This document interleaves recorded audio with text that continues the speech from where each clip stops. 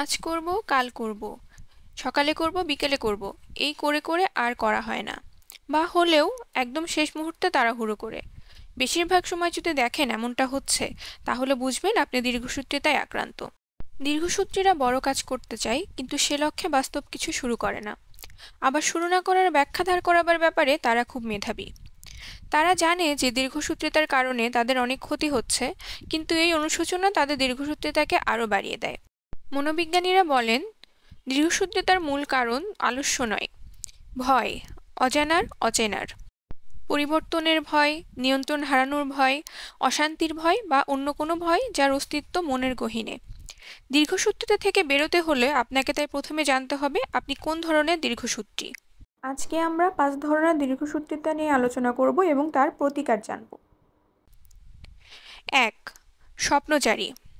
এরা সবসময় চায় জীবন সহজ হোক, কষ্টমুক্ত হোক। এরা বাস্তব জীবন থেকে নিজেকে দূরে সরিয়ে রাখে। আকাশ কুসুম কল্পনার মাঝে ডুবে থাকে, কারণ সেখানে তাদের জন্য কোনো হুমকি নেই। কিন্তু পেশা, পরিবার বা পারিপার্শ্বিকতার সাথে যখন সংঘর্ষ হয়, এরা নিজেদের গুটিয়ে নেয়, আশ্রয় নেয় পলায়নী মনোবৃত্তির। প্রতিকার। এরকম স্বপ্নচারী হওয়ার কারণে যদি আপনার মধ্যে দীর্ঘসূত্রিতা তৈরি হয়, তাহলে মুহূর্তের ভালো লাগা আর নিজেকে ভালো লাগার মধ্যে পার্থক্য করতে শিখুন। আপনি যদি এখন দিবাস্বপ্নে ডুবে থাকেন বা স্মার্টফোন নিয়ে সময় কাটান, এটা হচ্ছে মুহূর্তের ভালো লাগা। কিন্তু আপনি যদি নতুন কিছু শিখেন, নতুন কোনো বিষয়ে দক্ষতা অর্জনের জন্য সময় ব্যয় করেন, তাহলে আপনার আত্মবিশ্বাস বাড়বে, নিজের প্রতি শ্রদ্ধা বাড়বে। এটা হচ্ছে নিজেকে ভালো লাগা। কাজটি এখনই করতে হবে, এই দৃষ্টিভঙ্গি নিয়েই নামুন। প্রস্তুতি নিতে গিয়ে অহেতুক সময় নষ্ট করবেন না, পড়তে বসে যান। যে অ্যাসাইনমেন্টটা 1 মাস ধরে শুরু করবেন বলে ভাবছেন, কিন্তু শুরু করা আর হয়নি, আজ অন্তত তার একটা প্যারাগ্রাফ হলেও লিখুন। মুড আসুক, তারপরে করব, বা 1 কাপ চা খেয়ে নিই, বা অমুককে মেসেজটা লিখে নিই, এই জাতীয় কোনো প্রস্তুতির ফাঁদে পড়বেন না। 2. দুশ্চিন্তাকারী। দুশ্চিন্তাকারীরা সবসময় নিরাপত্তা ও নিশ্চয়তাকে সবচেয়ে বেশি গুরুত্ব দেয়, কিন্তু তার নিরাপত্তা ও নিশ্চয়তার এলাকা খুবই ছোট। যদি এই বিরক্তিকর চাকরিটা ছেড়ে দিলে আর কোনো চাকরি না পায়, এই আশঙ্কায় সে চাকরি ছাড়তে পারে না। অনিশ্চয়তা মোকাবেলা করার চেয়ে সে একঘেয়ে নিরাপদ জীবনকে বেছে নেয়।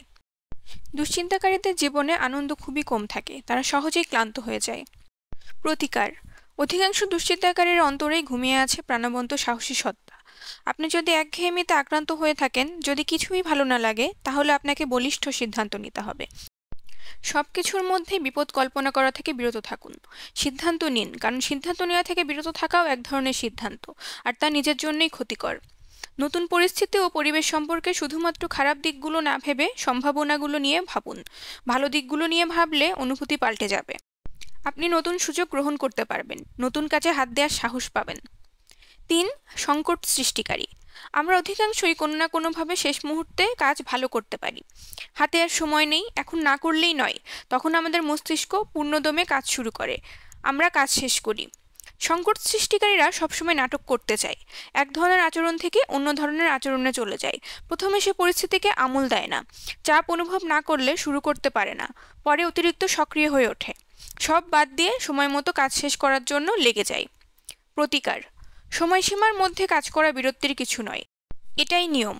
যারা ধারাবাহিকভাবে সফল, তারা সময়ের মধ্যেই কাজ করে। সংকট সৃষ্টিকারীরা কাজের ব্যাপারে নিজেকে উদ্বুদ্ধ করার ক্ষেত্রে সমস্যায় ভোগেন, তাই কাজটি করা প্রয়োজন তা মনকে বোঝান। 4. নিখুঁত কর্ম সম্পাদনকারী। এরা প্রতিটি কাজই নিখুঁতভাবে করতে চায়। পেন্সিল শার্প করে দিতে বললে এদের একজন সারাদিন ধরে পেন্সিলটি শুধু দেখবে আর ভাববে কিভাবে এটি শার্প করা যায়। আরেক দল হয়তো তখনই শুরু করে দেবে এবং দিনের শেষে পেন্সিল সত্যিকার অর্থেই সুন্দর চোখা করে নিয়ে আসবে, কিন্তু কাটতে কাটতে এত ছোট করে নিয়ে এসেছে যে তা দিয়ে আপনি আর লিখতে পারবেন না। এরা প্রতিটি জিনিসকেই হয় একেবারে নিখুঁত অথবা কিছুই না দৃষ্টিকোণ থেকে দেখে। প্রতিকার। আপনাকে দৃষ্টিভঙ্গি বদলাতে হবে। আপনার কি করা উচিত তা না ভেবে আপনি কতটুকু করতে পারেন তা নিয়ে ভাবুন। কোনো মানুষই নিখুঁত নয়, তাই কোনো কাজে নিখুঁত হতে পারে না। আপনার মাঝে মাঝে ভুল করা উচিত। টেবিলের উপর আধবেলা সব এলোমেলো করে রাখুন, পোশাকে একটু খুঁত থাকুক না একবেলা। যখন দেখবেন এর কারণে পৃথিবী ধ্বংস হয়ে যাচ্ছে না, তখনই আপনি শিখবেন নিখুঁত নয়, সুন্দরভাবে সময় মতো কাজ করাটাই গুরুত্বপূর্ণ। 5. সব কাজের কাজীকে কখনো দীর্ঘসূত্রী মনে হয় না, কারণ সে সবসময় ব্যস্ত, সবার কাজ করে দিতে চায়, সবাইকে খুশি করতে চায়, কাউকেই না বলতে পারে না। এ ধরনের কাউকে যদি বলেন এই কাজটা করে দাও, সে সাথে সাথে বলবে ঠিক আছে করে দেব, কিন্তু তারপর সে তার প্রতিজ্ঞার কথা ভুলে যাবে, অথবা আধা আধি কাজটি করবে বা অনেক দেরিতে কাজটি করবে, কারণ সে তার সামর্থ্যের অতিরিক্ত কাজ হাতে নিয়েছিল। প্রতিকার: সব কাজের কাজেদের উচিত না বলতে শেখা। হাতে সময় ও কাজ কতটা আছে সেটা বিবেচনা করে হ্যাঁ বলুন। এ সপ্তাহে করতে না পারলে আগামী সপ্তাহে আসতে বলুন। যতটুকু আপনি করতে পারবেন ততটুকুই করুন, বাকিটুকু ছেড়ে দিন অন্যদের জন্যে। তাহলেই আপনি সুখী হবেন, অন্যরাও আনন্দ পাবে। এবার চিন্তা করুন এ 5 ধরনের দীর্ঘসূত্রের মধ্যে আপনি কোন গ্রুপে পড়েন, সেভাবে পদক্ষেপ নিন। দীর্ঘসূত্রতা থেকে মুক্ত হয়ে সুন্দর জীবনের পথে অগ্রসর হন। ভিডিওর কথাগুলো এবং আমার আর্টটি কেমন লাগলো জানাবেন। যদি ভালো লেগে থাকে তাহলে please like, comment and share. আর আপনি যদি আমার ফেসবুক পেজে নতুন হয়ে থাকেন তাহলে ফলো দিয়ে পাশে থাকবেন। আর আপনি যদি ভিডিওটি আমার ইউটিউব চ্যানেল থেকে দেখে থাকেন তাহলে সাবস্ক্রাইব করে পাশে থাকবেন। আর এই ধরনের ভিডিও নোটিফিকেশন সবার আগে পেতে বেল বাটনটি বাজিয়ে দিন। এতক্ষণ ধরে ধৈর্য সহকারে সাথে থাকার জন্য অসংখ্য ধন্যবাদ। দেখা হবে পরের কোনো ভিডিওতে।